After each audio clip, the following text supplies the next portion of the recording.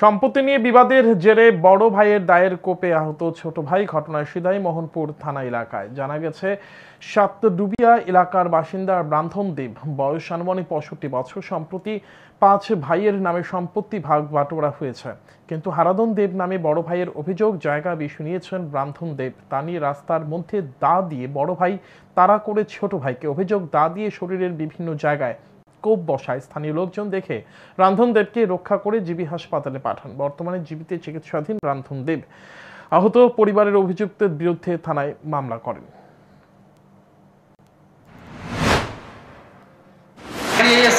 মানে তাই না, তো হাতে কিছু নাই, খেতে চাইছে বাচ্চা, আর এই ডাল দিয়ে বাড়িতে গিয়ে হেরে কুবাই এসে দৌড়ে অবস্থারে না, হেরা তো কিছু নাই। মানে এটা করছে কি ছোট ভাই? না, বড় ভাই। বড় ভাই নামটা কি? হারাধন দেব।